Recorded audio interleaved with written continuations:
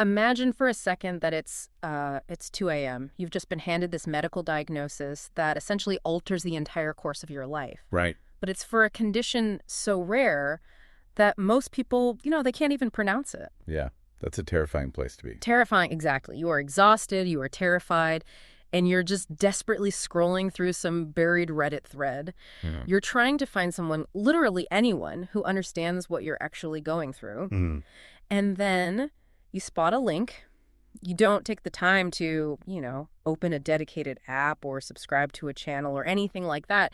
You just jab your finger at the screen and you hit play right there in your web browser, just praying for some answers. You're just in survival mode at that point. You really are. And today, for our deep dive, we are looking at the raw back-end data of a community doing exactly that. Yeah, so we are cracking open the analytics dashboard for a project called the Narcolepsy Navigators podcast. Which is just a fascinating case study.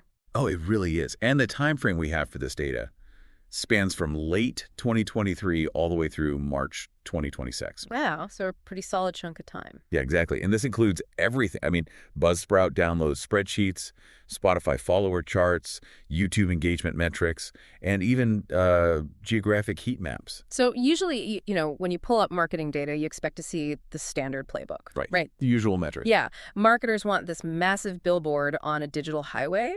They're counting millions of cars driving by to prove they have, quote unquote, scale. Everyone wants scale. Right. But when you apply that billboard mindset to a highly specific invisible illness community, it completely falls apart. It totally does. Because you aren't broadcasting to a stadium. You are basically shooting a flare gun into the pitch black, and we get to track exactly where the other flares are firing back from. I love that analogy. Yeah. Because the contrast between standard digital consumption and, a medical necessity is it's stark. If we start by looking at the global footprint of where these listeners actually live, the macro data kind of lulls you into a false sense of normalcy. Oh, so? Well, North America dominates the map. It accounts for about 71% of all downloads, which translates to almost 5,000 listens, mostly from the U.S. Okay, which makes perfect sense for an English language show hosted in the States. Right, exactly. And then moving across the Atlantic, Europe makes up 19% of the audience, driven pretty heavily by the UK at 9%. Makes sense. And Oceania, primarily Australia, pulls in about 6%. So on a macro level, this looks like literally any standard English-speaking niche project. Right. It looks totally normal until you zoom in, because the illusion breaks entirely when you look at the city-level data. It gets so weird. It gets incredibly weird. Philadelphia is the top city globally, pulling in 6% of the total downloads, which is about 451 listens. Okay. And Indianapolis is also near the top with 168. Given the U.S. dominance, I can buy that. Yeah, those are big medical hubs. But sitting at number 2 overall is Lisbon, Portugal. Yes, with nearly 250 downloads. And then there is Haringey in the UK, with 172. Wow.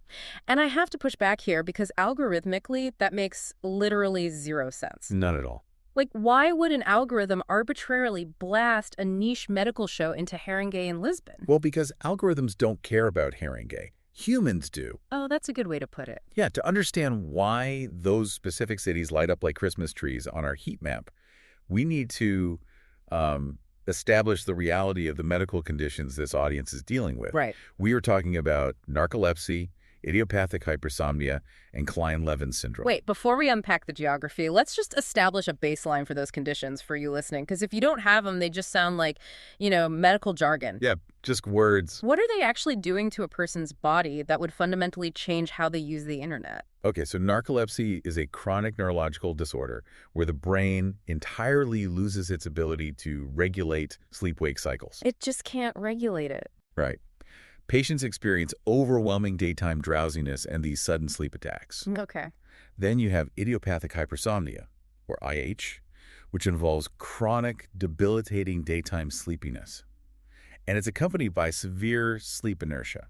What is sleep inertia exactly? It's this profound brain fog and grogginess that makes waking up feel almost impossible, like wading through wet cement. Wow, okay. And what about KLS? So Klein-Levin syndrome is incredibly rare. It's sometimes called Sleeping Beauty syndrome. Oh, I've heard of that. Yeah, and patients experience these recurring episodes where they might sleep 15 to 20 hours a day for weeks at a time. Weeks? Weeks.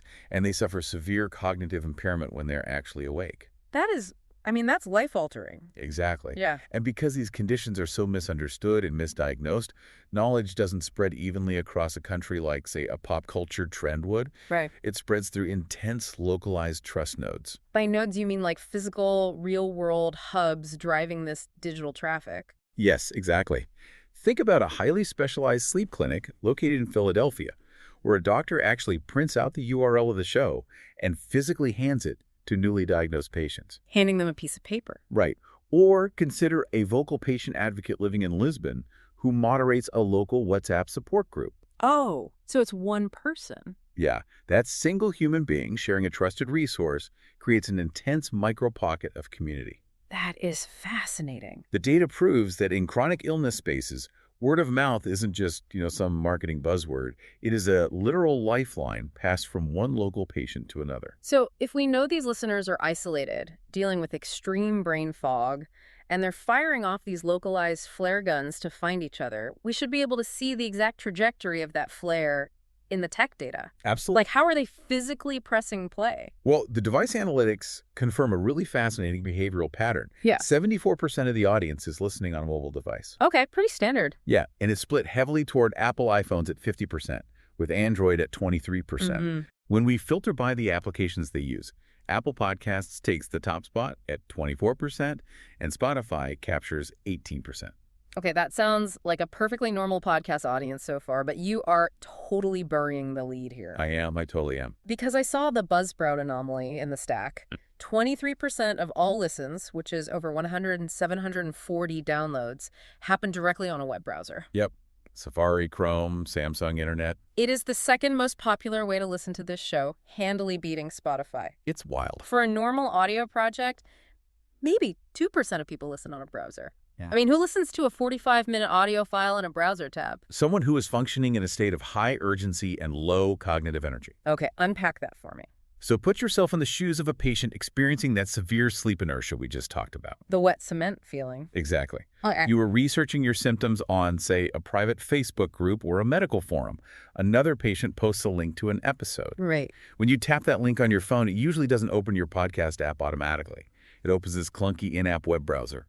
Oh, yeah, the one built into Facebook or Reddit. Exactly. And navigating out of that browser requires steps. You have to copy the link, close the app, open Spotify, search for the show, find the episode. Which is an enormous amount of friction for someone battling intense neurological fatigue. They just don't have the energy for it. No, they don't. They don't care about subscribing for the long haul in that specific moment. They need the information immediately. Right now. So they just hit play on the embedded web player and leave the screen open.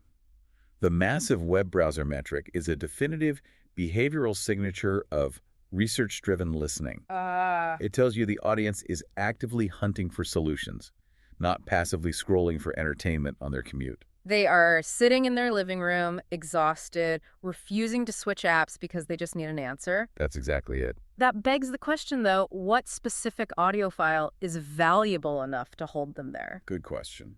When we look at the content that is driving these 13,000 plus downloads across 50 episodes, what makes them stop and listen? It comes down to foundational definitions and complex intersectionality. Okay. The highest performing episode in the catalog is, it's called S1E4, a deep dive into idiopathic hypersomnia with Ross. And that's sitting at over 500 downloads. Wow. Close behind that is the show's origin story, Understanding Narcolepsy and Idiopathic Hypersomnia, with over 470 downloads. So they are going straight back to the basics. Exactly. When you get a scary diagnosis, you want the blueprint. You need to know what the house looks like before you start worrying about the furniture. That is a perfect way to put it. The data supports that entirely, but it also reveals this hunger for highly nuanced, messy realities. What do you mean? Well, the community engages heavily with episodes tackling dual diagnoses. Oh, intersectionality. Right. For instance, there's an episode titled Rebecca's Resilience, Navigating Life with Narcolepsy and ADHD. Oh, wow. And that pulled in massive numbers, as did Taya's Tale, How IH Stole My Energy, but Not My Life. That's a great title. Yet patients aren't just looking for clinical definitions. They're looking for mirrors reflecting their own complex, multi-layered struggles. Okay, here is the turning point in the data that completely fascinated me. Yeah. We have established a hungry, research-driven audience generating over 13,000 audio downloads. They are clearly engaged. Very engaged.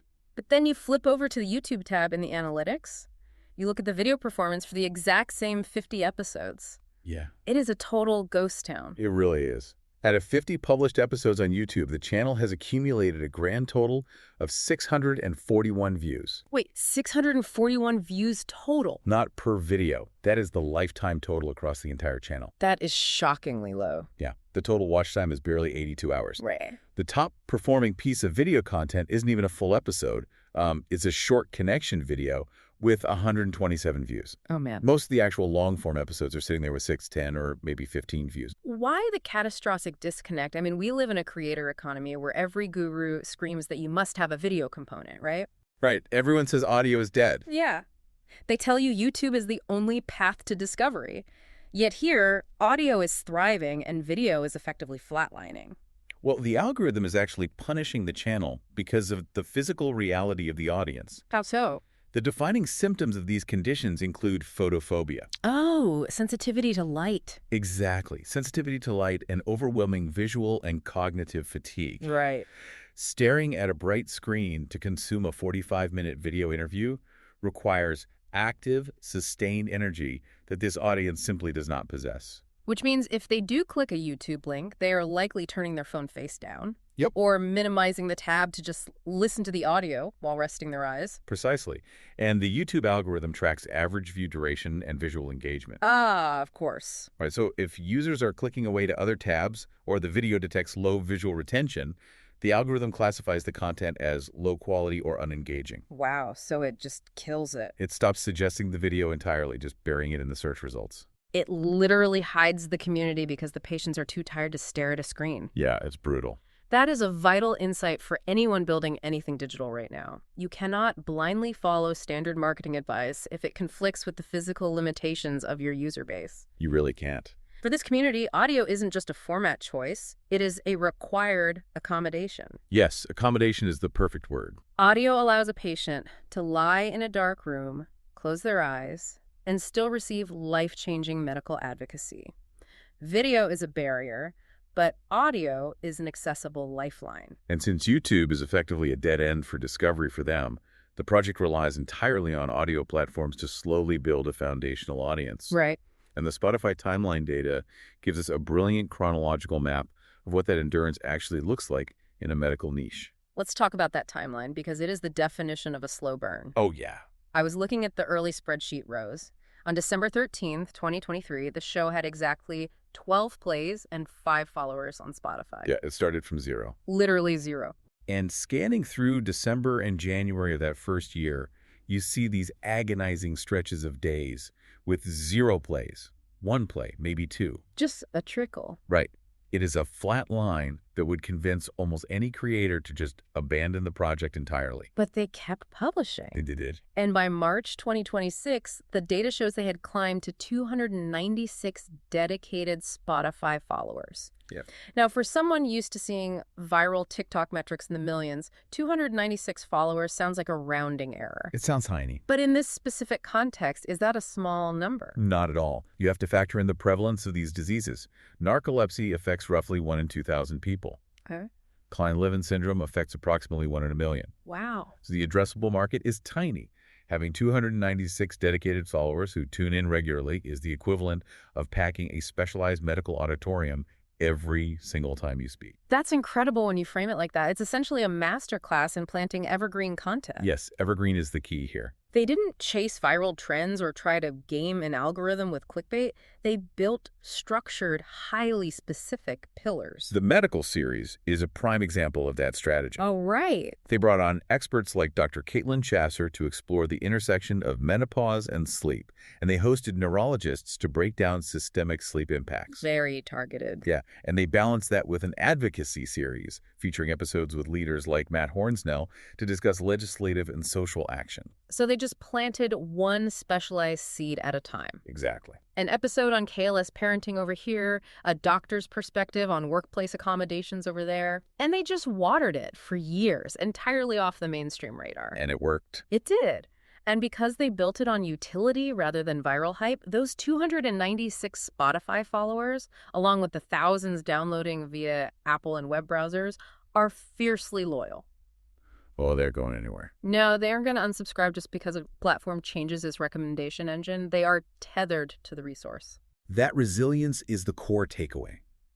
When you review this entire data stack, the narrative isn't about reaching the largest possible audience. Right. It's about reaching the exact right audience at the exact right moment. Let's pull all these threads together because this has been wild. When you look past the raw numbers, you start to see the human behavior driving the data. You really do. We discovered that a show's global footprint can be entirely hijacked by one passionate doctor in Lisbon or a support group in Haringey, proving that medical data is driven by real-world trust nodes. Yep. We identified the massive 23% web browser anomaly, which showed us a terrified, exhausted audience clicking links in patient forums and refusing to switch apps because their need for answers outweighed their desire for a smooth user experience. Exactly. Urgency over convenience. And we saw how the physical reality of a disease, the photophobia and brain fog, completely shattered standard marketing advice. Because the algorithm didn't understand the user. Right. The YouTube algorithm punished the channel for a lack of visual engagement, proving that audio is an essential accessibility tool, not just a preference. Spot on. And we tracked that grueling multi-year climb on Spotify, which demonstrates that creating evergreen, highly specific medical content creates an unbreakable bond with a community that most algorithms just ignore.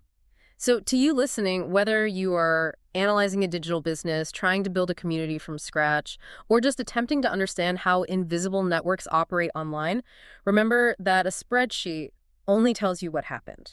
You have to hunt for the why. The numbers are just footprints left behind by human necessity. Which leads to a final, somewhat uncomfortable tension that we found on the very last page of the dashboard. Oh, right. This part is so interesting. Yeah, so the Narcolepsy Navigators project recently crossed the 10,000 all-time download mark on Buzzsprout. Which is a massive achievement for such a rare niche. Huge. And the platform gives them a digital badge to celebrate. Like a little trophy. Right, digital confetti. But directly beneath that, the algorithm offers a prompt. It says they need approximately 14,800 more downloads to reach the next milestone of 25,000. Ah, of course it does. It gamifies the experience, constantly applying pressure to scale, to broaden the appeal, to chase the bigger number. The machine always demands more volume. It does. And that pressure forces a critical choice for anyone running a niche project. Right. Do you water down your topics to capture a broader audience and satisfy the platform's arbitrary definition of success? Wow. Or do you ignore the gamification entirely, risking slower growth to remain the precise, authoritative lifeline for that one exhausted patient in a web browser at 2 a.m. who just needs to know they aren't alone? Because choosing scale often means abandoning the niche that built you. Exactly. You can build a billboard to count the passing traffic, or you can build a lighthouse for the people actually drowning in the dark. I love that. You rarely get to do both. So keep questioning the metrics and keep looking for the humans behind the data.